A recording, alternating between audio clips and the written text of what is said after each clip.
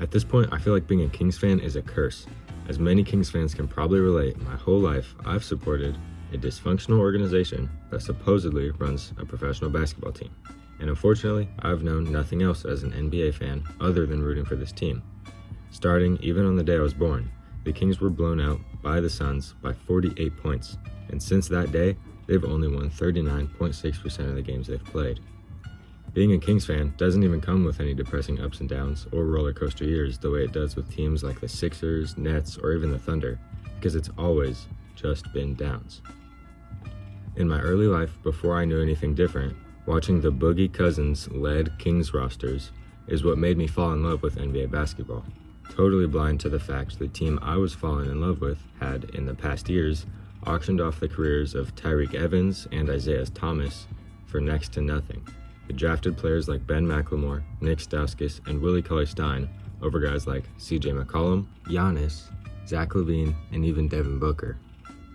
These problems were the main reason why that in 2015, new executive Vlade Divac was brought in, but the damage had already been done. Vlade's management was not enough to hold DeMarcus in Sacramento, and the organization had no choice but to trade him, just 18 months into Vlade's GM role. In return, the Kings received their former star Tyreke Evans and future building piece Buddy Hield. This was a devastating end to an era in Sacramento, but now there was potential for a rebuild. For what felt like an eternity, that new rebuild would not be a successful one, because for the years after that, Kings fans would watch the rotating door of a roster led by De'Aaron Fox be built up with draft picks such as the historical draft bust Marvin Bagley, Justin James, Tyrese Halliburton, Jamias Ramsey, Xavier Tillman, Kenyon Martin Jr., Davion Mitchell, and Neemias Queta, all of which are either out of the league or have found increased success after leaving the team.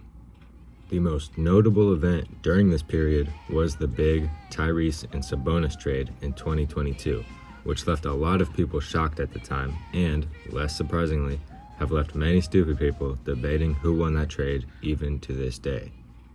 Although controversial, this trade would mark the lead up to the Beam Team year for Sacramento, as they also acquired Trey Lyles and, less notably, Dante DiVincenzo at the deadline. Later in that 2023 offseason, GM Monty McNair drafted Keegan Murray and brought in fan-favorite players like Keon Ellis, Malik Monk, Kayvon Huerter, and signed head coach Mike Brown, who would flip the organization on its head. The following season would be the best year of basketball I've ever witnessed as a Kings fan, as they were third in the West, and they took the Warriors to a Game 7 in the first round of the only Kings playoff series I've ever experienced, but they were unfortunately eliminated. We would seek our revenge the next year, and although the beam had faded slightly, we were still able to dismantle the Warriors in the postseason, but this time it was only the play-in. After ultimately not making it out of the final round of the play-in, it was another failed year for the Beam team, and it was time to shake things up. This time, the Kings acquired DeMar DeRozan in exchange for Harrison Barnes in the 2024 offseason, making the Kings seem like a solid playoff contender again due to their offensive firepower. But as that 2024 season started, the dysfunctional pattern continued.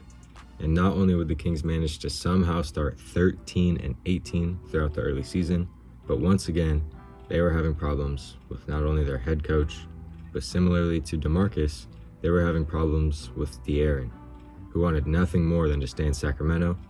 He just couldn't deal with the idea of Mike Brown being fired. Then, on December 27th, 2024, it happened. Mike Brown was fired, and De'Aaron Fox was on the market. After shopping him around, the Kings found trade partners for De'Aaron in San Antonio and Chicago. He and Kevin Huerter would be traded in return for Zach LaVine and draft capital, along with smaller pieces between the Spurs and Bulls. The De'Aaron trade would officially be announced at 9 o'clock Pacific time on my own birthday, the same exact date that the Kings had been blown up by the Suns 16 years earlier, marking the delayed end of the Beam Team era. Since the collapse of the Beam Team nearly a year ago, the Kings have brought in yet another GM and have returned to being a pillar of mediocrity and complacency in the NBA, with an assorted group of valuable talent that does not mesh.